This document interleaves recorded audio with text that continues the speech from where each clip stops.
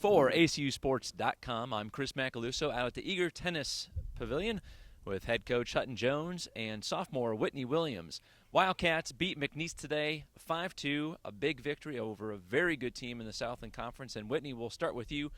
You had the match-clinching point today at line number 5, and you had to work real hard to beat your opponent.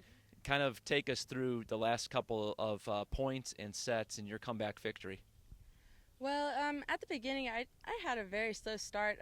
I couldn't find the court for whatever reason, but Coach Hutton came out on the court and he was just like, keep hitting your shots, keep working the point, and just be ready to work and don't miss, make her miss, and move up when you can.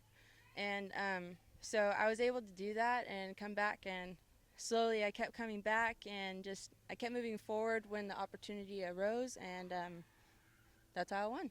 Coach Walker told me you lost the first set 6-3 and you were down 5-2 in the second set.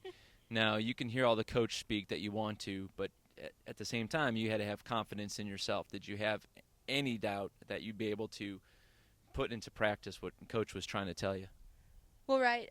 So we had a meeting a few days ago, and one of the first bullet points that he talked about was expecting to win.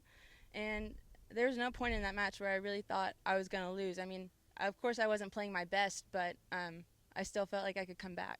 So. All right, well, awesome. Whitney, again, your point was the deciding factor in today's match, 5-2 win over McNeese. And, Coach, you got to feel awesome about today's win, not only because you won, but your players are remembering stuff in meetings from yesterday and winning matches on the court today.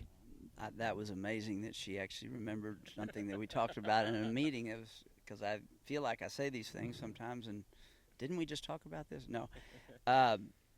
Well, that's more of that's an extreme case. I told Whitney I don't like the plan of being down a set and 5-2 in the second, and then you start your comeback. That's not going to happen a lot, but Whitney is. I've always called her a gamer. Some people.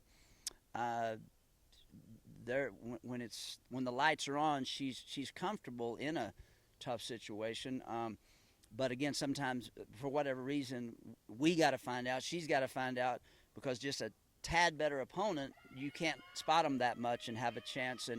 But this girl was good, and I will just say this: we're a tougher team after today because we beat a very tough team. And one of the things it's like if we take care of our toughness, they'll crack. And but first you got to be tough. And I just feel like she took care, and we did on other courts too, of we'll be tough, and eventually the other side becomes untough. But if you show any sign of blood, they don't crack. And I just felt like we were comfortable in a battle. That's what The thing is, to look out there, we're in a really tough match, and we look okay with it. That's what I'm looking for. Not it's a negative. No, a tough match is another day at the office. That's what we're trying to get to. It's a tough ideal to shoot for, but I thought we did a great job of that today. And you're right about McNeese being a tough team. They came in with the same identical record as your team at 12-5. They had a little bit of a head start in conference play and were 5-1 coming into today's game. And let's talk about the match at number 1 singles day. Your junior, Erin Walker, took down in 3 sets a young lady who has won a lot this year and could be, the Southland Freshman of the Year. Talk about what Erin had to do to get past her opponent, Gio Ferretti. Well, for one thing, I felt like Erin had her as far as, but these good players never go away. They actually, the one thing you have to learn, and sometimes you learn it the hard way, if they're really good, they'll always play better when they're down. So the second you're up, that's just human nature. I don't feel like Erin, let up that much, but you got to maybe go another notch or two up to put somebody down. Be a little bit tougher, a little more patient. And I think right there we maybe got a little less patient with ourselves, and that's a bad combination. We got somebody over here whose back's against the wall.